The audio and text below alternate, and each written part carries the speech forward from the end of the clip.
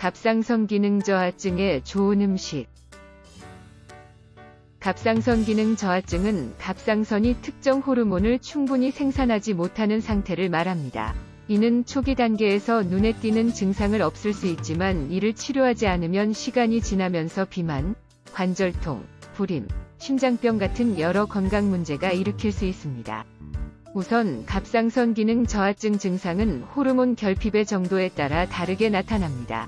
또한 이러한 문제는 종종 오랜 기간에 걸쳐 천천히 악화되는 경향을 가지고 있는데요.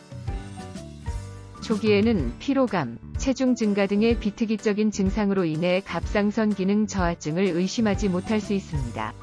일반적으로 인간이 노화가 진행되면서 발생하는 자연적인 증상으로 돌리기도 하는데요. 그러나 갑상선 기능 저하증으로 신진대사가 계속 느려지면 더욱 심각한 문제가 발생할 수 있습니다. 이 밖에 갑상선 기능 저하증 증상으로는 추위에 대한 민감도 증가, 변비, 피부 건조, 비만, 쉰 목소리, 근육 약화, 혈중 콜레스테롤 수치 상승, 근육통, 압통, 관절통, 뻣뻣함, 불규칙한 월경, 가늘어지는 머리카락 등이 있는데요. 또한 갑상선종에 의해 갑상선 부위가 비대해지며 심박수가 느려지거나 정신적인 기억력 손상, 우울증이 나타나기도 합니다. 보통의 갑상선 기능 저하증은 중노년 여성에게 영향을 끼치지만 유아도 발병 가능성이 있습니다. 갑상선이 없거나 갑상선 기능이 원활하지 않은 아기는 뚜렷한 증상이 없을 수도 있습니다.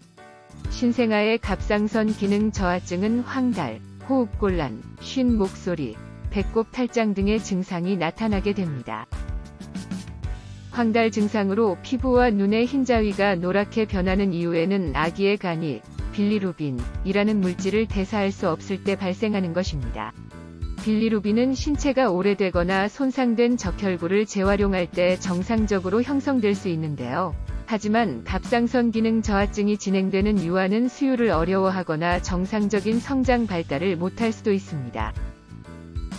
만약 이유 없이 피곤하거나 건조한 피부, 창백한 얼굴, 부은 얼굴, 변비 또는 쉰 목소리와 같은 갑상선 기능 저하증으로 의심되는 징후나 증상이 있다면 전문의 진단을 받도록 합니다.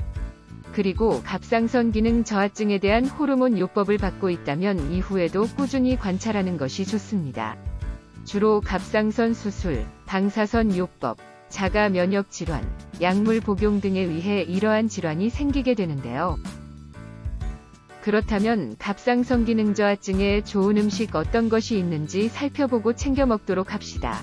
우유, 치즈, 해조류, 계란, 연어, 참치 등의 음식을 섭취하여 식단 관리로 요오드를 얻는 것이 좋습니다.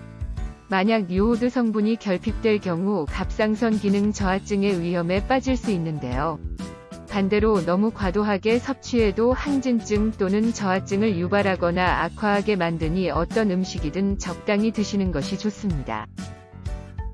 블랙베리, 산딸기, 크랜베리 같은 베리류에는 갑상선 기능에 도움을 주는 항산화 물질이 풍부합니다. 일반적으로 갑상선 기능 저하증 환자는 노화를 촉진하고 질병을 일으키는 체내 활성 산소 수치가 높게 나타나는데요. 이럴 때 항산화 물질이 풍부한 식품을 먹으면 도움이 될 수 있습니다. 그리고 게나 랍스터 같은 갑각류도 요오드 함량이 높은데요. 새우 85g 정도를 먹으면 하루 권장량의 20%만큼을 얻을 수 있다고 합니다. 또한 갑상선 기능 저하증에 좋은 음식 갑각류는 아연도 많이 들어있어 이를 섭취하면 우리 몸에서 갑상선 호르몬을 활성화하여 호르몬 사용이 효과적으로 이뤄지도록 도와줄 수 있습니다.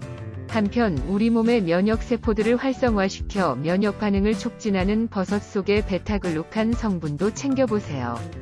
백혈구 생성도 자극하기 때문에 인체 면역력 증진에 도움이 되는데요. 이렇게 자가 면역 기능을 높여주어 암의 예방에도 유익한 물질입니다.